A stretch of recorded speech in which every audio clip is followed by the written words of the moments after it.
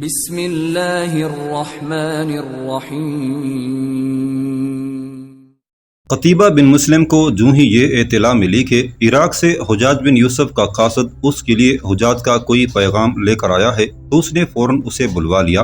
قاصد نے پیش ہو کر قتیبہ بن مسلم کو تعظیم پیش کی۔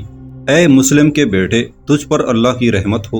قاصد نے ادب سے کہا، تجھ پر بھی اللہ کی رحمت ہو۔ قتیبہ بن مسلم نے بڑے پروکار انداز سے کہا، کسی بھی دوسری بات سے پہلے وہ بات کہہ جس کے لیے تجھے ابن یوسف نے بھیجا ہے۔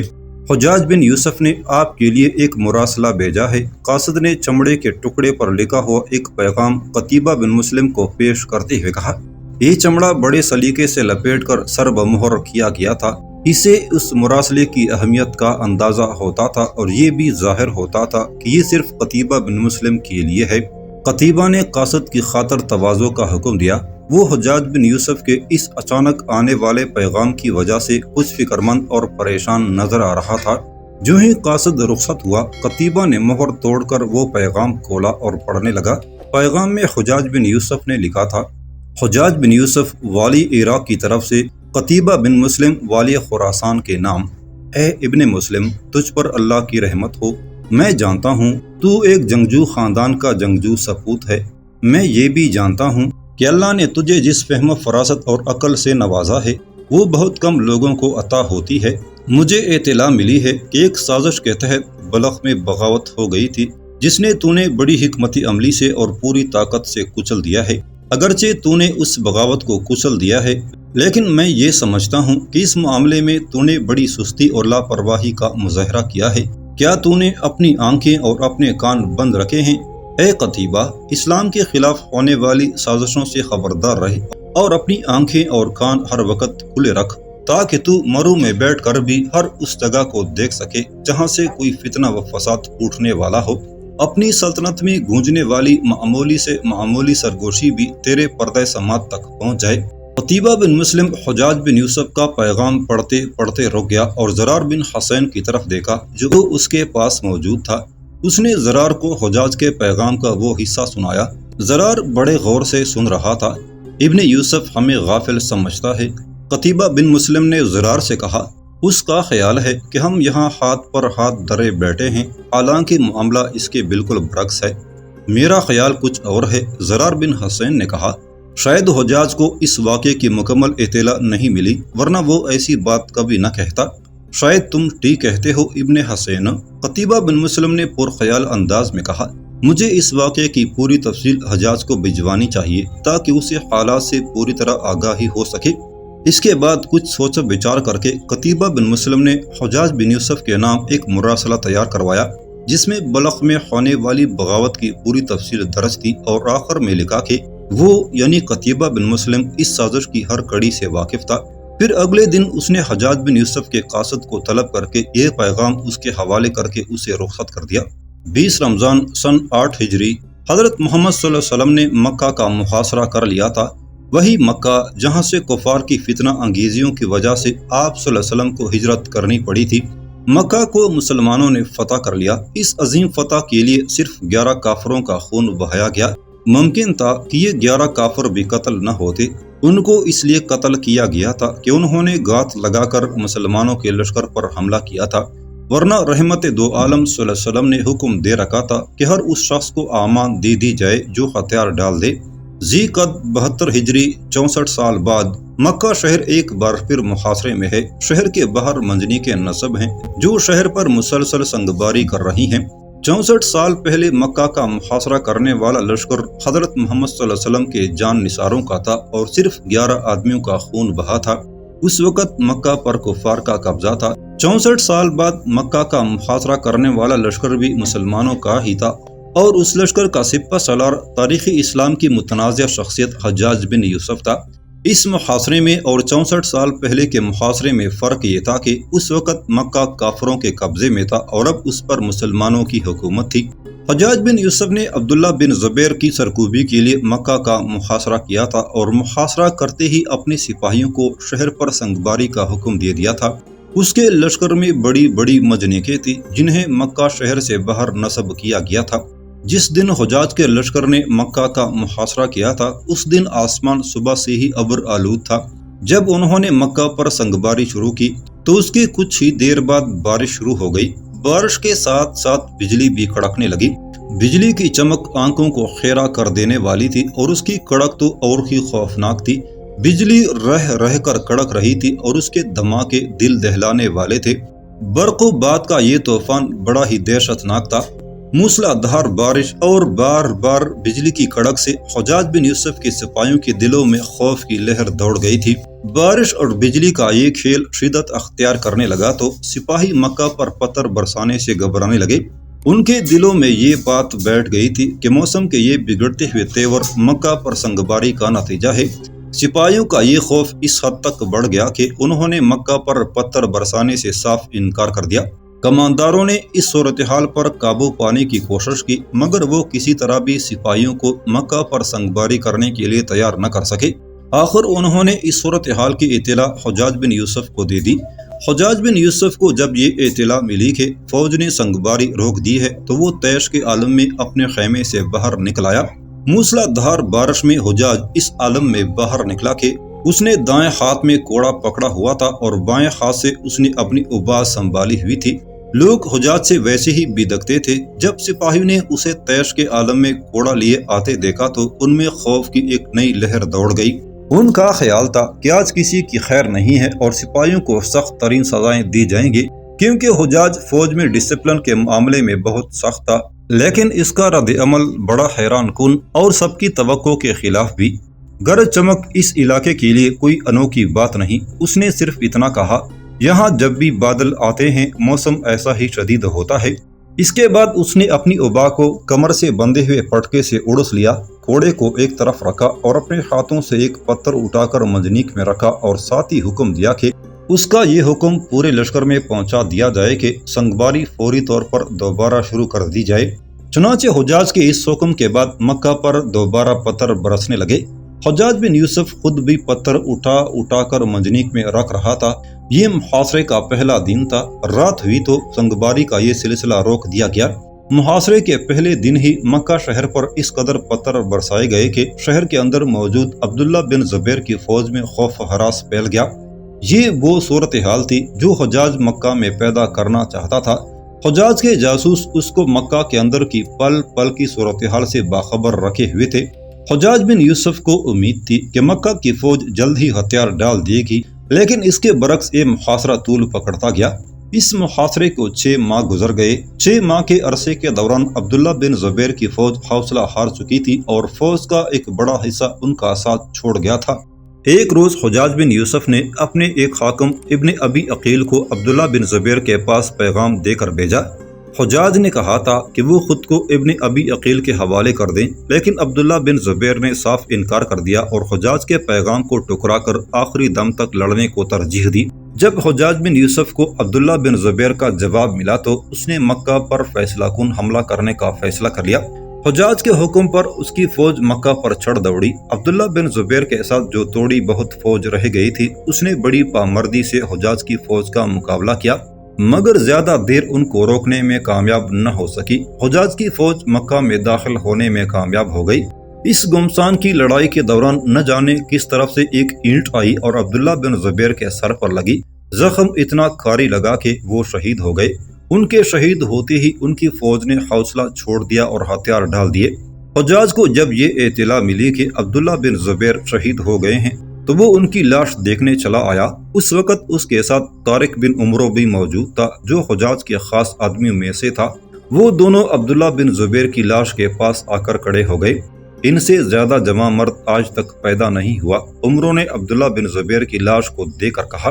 عمرو کی بات سن کر حجاج غصے میں آ گیا۔ تو ایسے شخص کی تعریف کر رہا ہے جس نے امیر المؤمنین کی مخالفت میں کوئی کسر نہیں اٹھا رکھی تھی۔ حجاج نے تلخ لہجے میں کہا، اس شخص نے 6 ماہ سے ہماری فوج کو مکہ سے باہر روکے رکھا تھا، اس کی یہی شجاعت و تعریف کا سبب ہے۔ ابن عمرو نے کہا، اس نے اس قدر کم فوج سے ہمیں 6 ماہ تک مکہ میں داخل نہیں ہونے دیا۔ طارق بن عمرو حضرت عثمان کا آزاد کردہ غلام تھا۔ اس میں یہ خصوصیت تھی کہ مصلحت پسند نہیں تھا، سچی بات کہنے میں ہچکچاہٹ محسوس نہیں کرتا تھا۔ اس لیے اس نے حجاج جیسے جابر انسان کے سامنے بھی سیدھی سچی بات کہہ دی تھی، حالانکہ کسی آدمی میں اتنی جرأت نہ تھی کہ وہ کوئی ایسی بات کہہ دے جو حجاج کی مرضی کے خلاف ہو۔ طارق بن عمرو کی بات سن کر حجاج خاموش رہا اور پھر اس نے حکم دیا کہ عبداللہ بن زبیر کا سر قلم کر کے مدینہ بھجوا دیا جائے اور ان کی سر بریدہ لاش چوراہے میں لٹکا دی جائے۔ اس حکم کی تعمیل کی گئی۔ اس کارروائی سے فارغ ہونے کے بعد حجاج نے مکہ کے لوگوں سے خلیفہ کی بیعت لی۔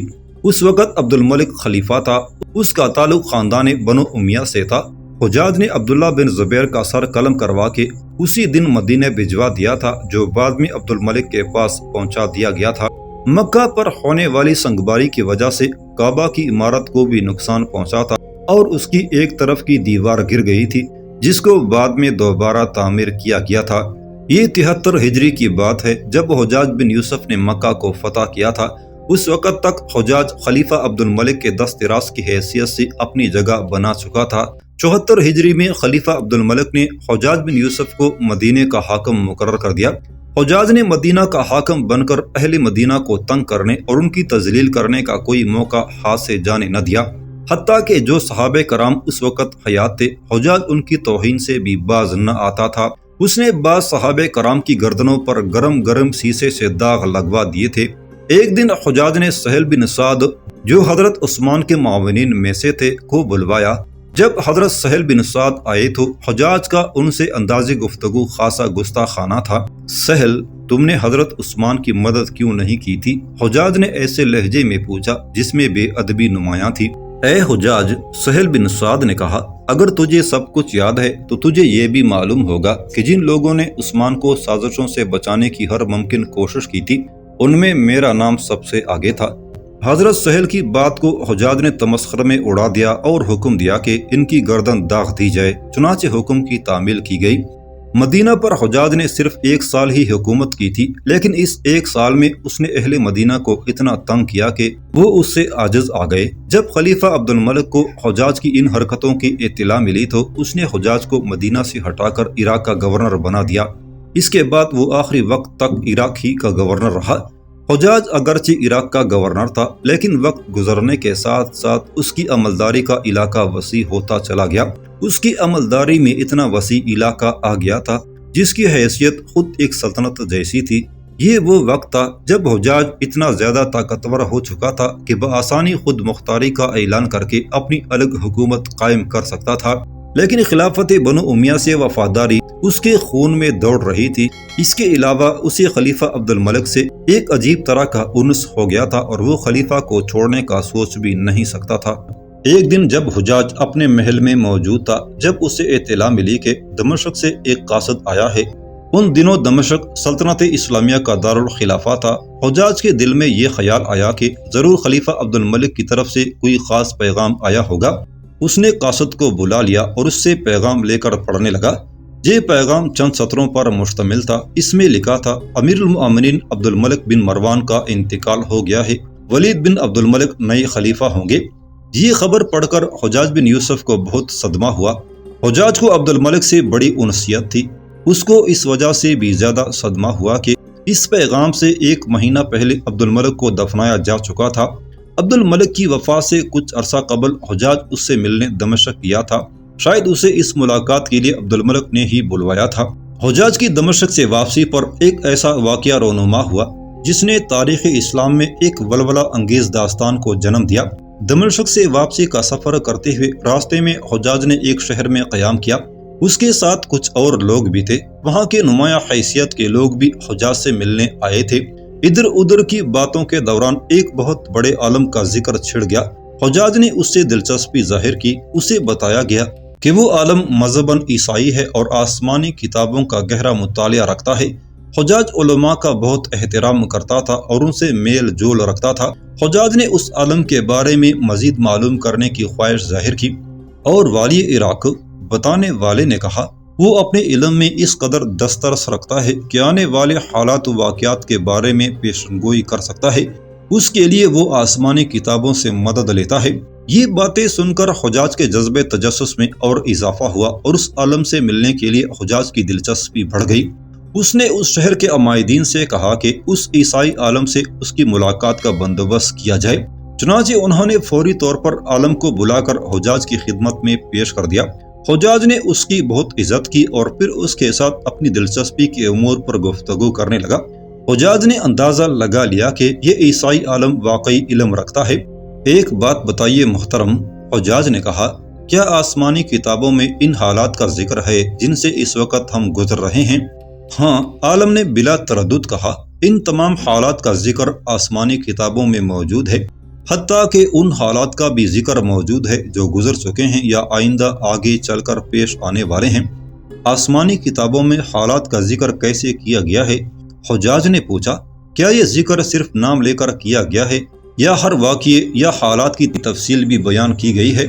دونوں ہی طریقے موجود ہیں، اس عیسائی راہب نے کہا۔ آسمانی کتابوں میں حالات و واقعات کے بارے میں دونوں صورتیں ملتی ہیں، کہیں صرف حالات کا حوالہ دیا گیا ہے اور کسی جگہ تفصیلات بیان کی گئی ہیں، اور بعض مقامات ایسی بھی ہیں جہاں حالات و واقعات کے نام اور تفصیلات دونوں موجود ہیں۔ اچھا، یہ بتائیے، حجاج نے پوچھا کہ ہمارے موجودہ امیر المؤمنین کیسے ہیں اور ان میں کیا خصوصیات ہیں؟ وہ نہایت مدبر بادشاہ ہے، راہب نے کچھ سوچ کر کہا۔ اس وقت ان کی پوزیشن ایسی ہے کہ جو بھی ان کے مقابلے میں آئے گا شکست کھائے گا۔ کیا یہ بتا سکتے ہیں کہ ان کے بعد کون خلیفہ بنے گا؟ حجاج نے دلچسپی سے پوچھا۔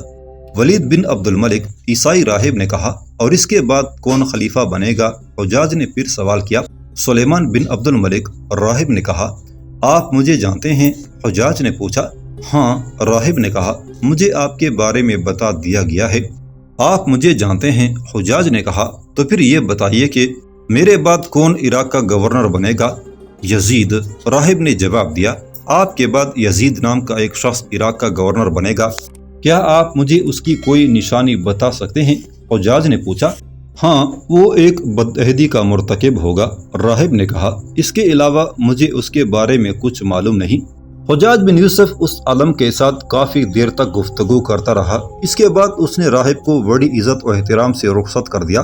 راہب تو چلا گیا تھا، لیکن یزید کا نام اس کے دماغ پر گویا نقش ہو کے رہ گیا تھا۔ وہ اضطراب کی حالت میں کمرے میں ٹہلنے لگا۔ وہ ٹہلتے ہوئے سوچ رہا تھا کہ یہ یزید کون شخص ہو سکتا ہے جو اس کے بعد عراق کا گورنر بنے گا۔ وہ خاصی دیر اسی طرح بے چینی سے ٹہلتا رہا اور یزید نام کے مختلف آدمیوں کے بارے میں غور کرتا رہا۔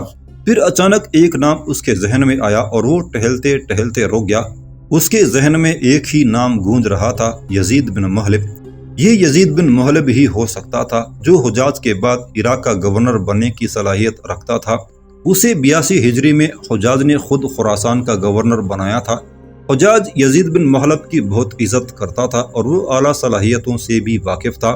حجاج کو ایک خیال یہ بھی آیا کہ یزید بن محلب حجاج کے خلاف سازش کر کے اس کی جگہ عراق کا گورنر بن سکتا تھا۔ حجاج کی شخصیت کا ایک پہلو یہ بھی تھا کہ وہ آنے والے خطرات کو پہلے ہی سے ختم کر دینے کا قائل تھا۔ چنانچہ اس نے فیصلہ کر لیا تھا کہ وہ بصرہ، جو کہ حجاج کا دارالحکومت تھا، پہنچ کر یزید بن محلب سے ملے گا۔ چند روز بعد حجاج نے دوبارہ سفر کا حکم دیا اور 7 روز بعد وہ بصرہ پہنچ گیا۔ بصرہ پہنچ کر حجاج نے استعفیٰ لکھا اور قاصد کو بلا کر کہا، یہ لے جاؤ اور امیر المؤمنین کو دے کر اس کا جواب لے آؤ، اور جتنی جلدی ہو سکے دربار خلافت سے جواب لے کر پہنچو۔ یا امیر، قاصد نے مخصوص عربی لہجے میں کہا، یہ سمجھیں کہ میں دربار خلافت اور دربار امارت کے درمیان اڑتا ہوا سفر کروں گا۔